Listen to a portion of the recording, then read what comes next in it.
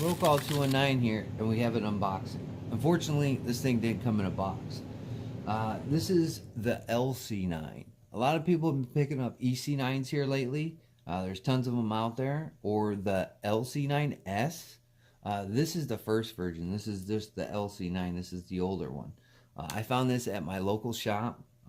It was 168, 169 bucks, 180 out the door with all your poo-poo taxes.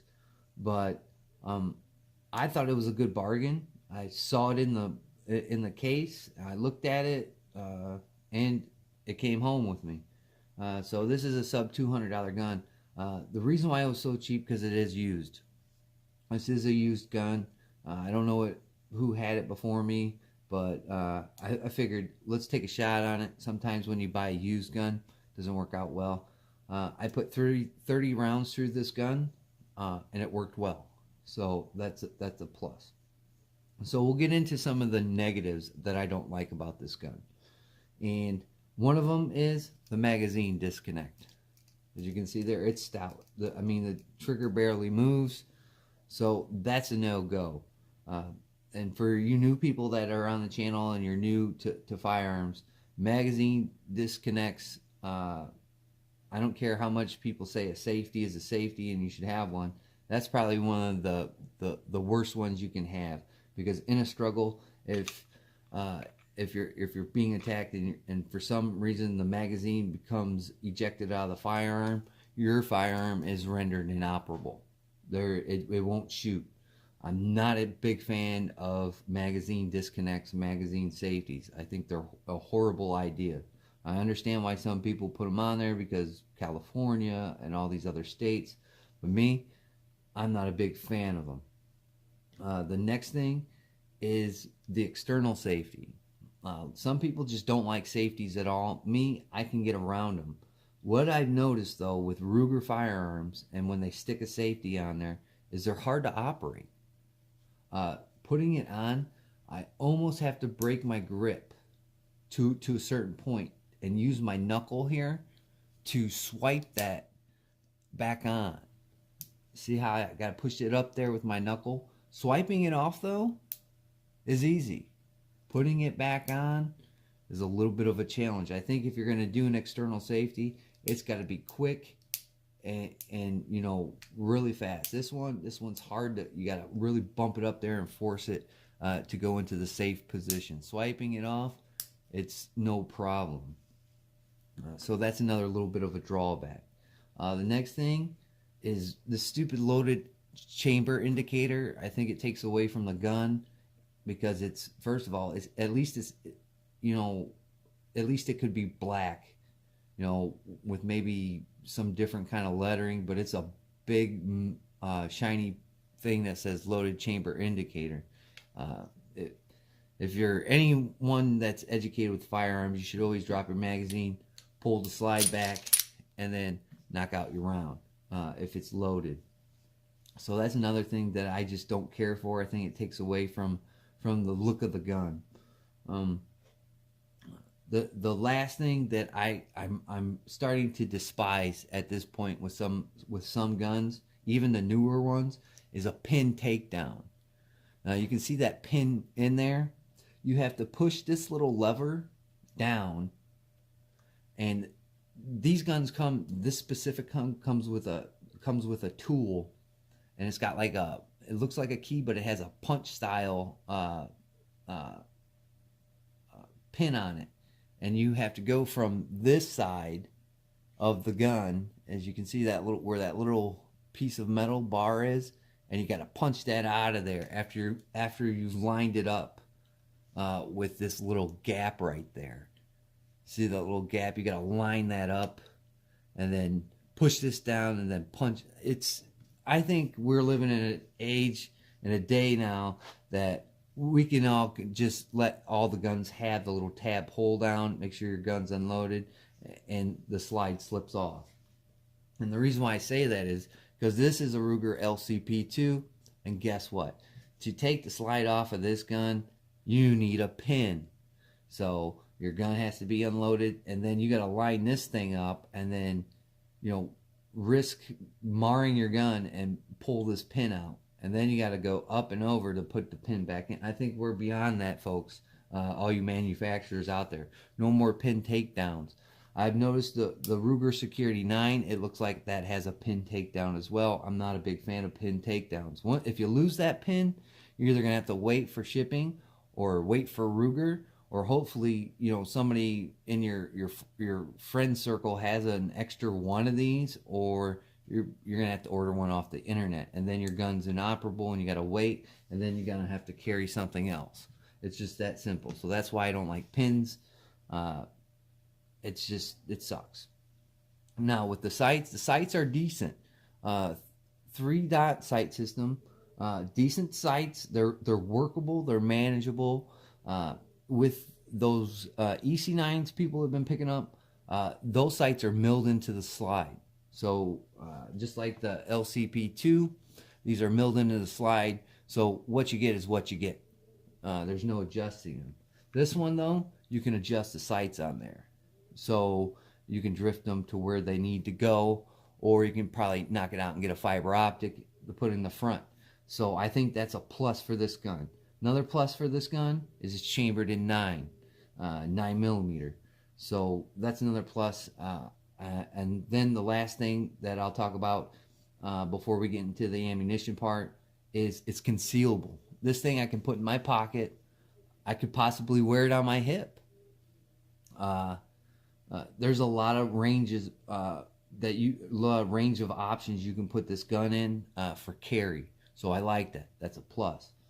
One more side note is there's a sleeve on here that the other owner had, and it was a Hogue sleeve, but I don't think it was designed to go on this gun. First of all, it covered a little bit up of the magazine release button. That's a no-no, because then you can create malfunctions, whether at the range or in a situation. So I don't think he had the right sleeve on there. So when you're putting all your little doodads on your guns that to make them either manageable or look cool, make sure they don't, you know, step into the way of functionality of the firearm. This one I picked up in South Bend at a gun shop that I frequent often, and this one's cut out for it. As you can see on the bottom of the mag well, it's cut out for the gun. So I put this one on there. It's got the extended beaver tail on it. The other one was just like a little sleeve that came across. This one gives me a little bit more comfort on there. So if you're going to put your doodads on there, make sure they don't mess up the functionality of the gun. Now, for the ammunition, I shot just regular 115 grain ball. Shot about 30-35 rounds, no problem, ran flawless. Where I ran into a hiccup at is on my Instagram. I posted a box of, they were Colt hollow points, and chambering one in the gun, it would get hung up on the feed ramp. That was the problem with those rounds. They got hung up on the bottom of the feed ramp right there. And once you cleared that malfunction and you finally got one in there, it ran the hollow points, it shot them. But it was, and then when you loaded another magazine up, put it in there and try to chamber, those rounds would get hung up on the feed ramp. So I thought to myself, I'm not going to sit here and try and experiment, and you know, maybe there's a little bit too much magazine tension with the round going up in the chamber. I just said forget it, and I went and got another box of these double taps. It's what I carry in all my firearms. The cone on it is a little bit shorter, and it's a little bit rounder projectile. As soon as I put those in there and ran them through this gun, we got rid of the malfunction aspect. So if the shit hit the fan, I'm not going to use hollow points. I'm going to use full metal jackets anyway, and those function fine out of this gun. So that's a plus. It does lock back on the last round. I'm going to take it to the range. I'm going to shoot some footage. We're going to see how inaccurate or accurate I am with this gun at about 7 to 10 feet, and see if it's even a better purchase than I think it is. With all of its little bit of feature drawbacks, I look at this gun as being very concealable, very good carry piece. Once you get used to all the gadget and gizmos that they want to stick on these guns, I think it'll be all right. It is hammer fired. It's not striker fired. We'll put the magazine in there. This is one thing a couple of guys that were telling me about is I'm gonna hate the trigger. And yes, I'm not a big fan of the trigger. There's a ton of take up. The triggers. I think some people say, oh, that's the main drawback. I can work with poor triggers. I mean, for crying out loud, I own Taurus pistols, and those aren't the greatest triggers in the world. I can be able to train myself to manage these guns. So let's check out the trigger pull. It's got a ton of take up right there. It's got a ton of take up, and it's hitting the wall now. As you can see the hammer. See the hammer in the back there, and all the way back is the brake. The reset. Now this is another thing that I've been having a problem with my PT738, and I'll show you. So there you go. There's the first click. Look. That's not the reset, folks. That's the reset. So you got one click right here. It's not the reset. You gotta wait for it to come out there. So you have a double click. I'm thinking in a scenario where you had to use your firearm, you're not going to be sitting here listening for clicks. I think it's just going to be pull, and you're going to go all the way out anyway. Or if you have a gun that has a better trigger on there, you're going to know the reset on here. I think that's a drawback of this gun, but it's manageable. It's better than not having a gun, as my dog barks. The mail's here, so I might have a mail call. But I think, all in all, I think I got a good buy. I think this is a good buy. I really think it is. With everything that might be wrong with it and everything that's good with it, I think it might fit somebody that is looking for that lower end kind of gun. Used guns are right there, and you can find sometimes a decent gun, and I think Ruger makes a decent gun. Just because I own the LCP2, it's a great gun, chambered in 380, no failures, no nothing. It works good. So so far Ruger products have been good to me. Even though I just have that one gun, and I just bought this one, and it seems to function well. So me, on a scale, would I carry this every day? No, because I have a couple guns that are different, different in functionality that are a lot better. I can see this thing going in my car, or going on a trip with me, in case I want to carry my sidearm and another gun in the car. I could see that possibility out in the woods. I think this would be a great gun. I can take deer hunting with me in case I come up on some critters that aren't friendly. I think this would be a good gun for that. That's why I bought it. I thought it to myself, instead of lugging, the old Glock out there, see how big that gun is compared. I mean, this gun is a little bit bigger than the LCP2, as you can see there. But even the Taurus, it's going to be a little bit smaller than the Taurus gun, because I usually carry that thing hunting, but it's smaller than the Taurus gun. And then I have that new Diamondback, which is pretty much like a pocket pistol, as you can see there. It's a little bit larger than that. But with this one, it holds 6 rounds. With this gun, it holds 7 with 1 in the hole.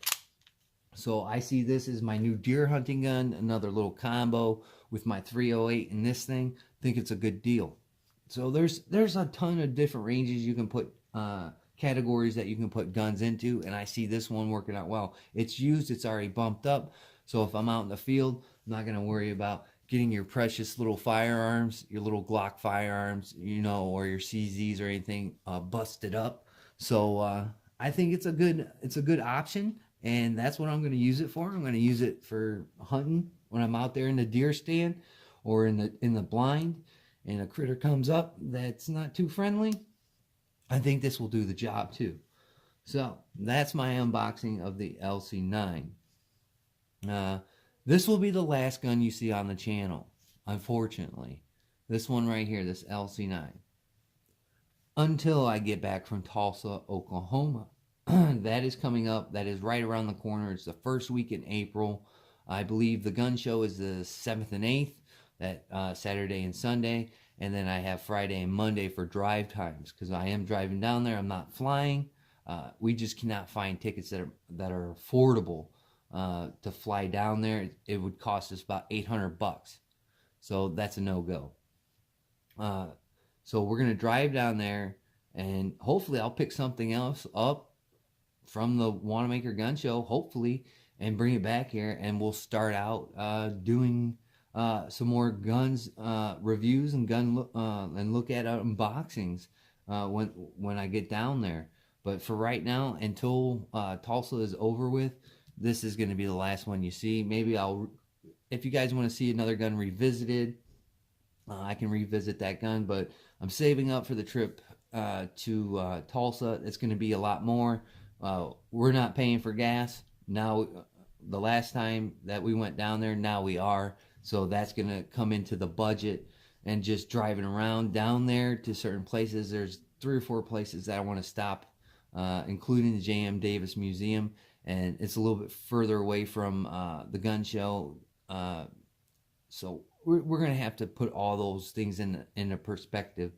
But right now, we'll go take this thing to the range. You'll see a range video of this gun. We'll check it out, see how it functions, see how accurate we can get it, about 7 to 10 feet. Maybe even we'll push it to 20, 25, 30, 35 yards or whatever when we get out there. But with all that nonsense being said, I like to thank my old and my new subscribers, and just the people that zip through my channel.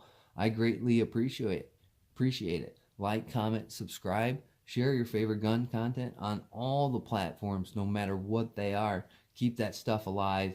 I'd like to thank all the people that watch the videos, comment below. I try and get to your comments all the time.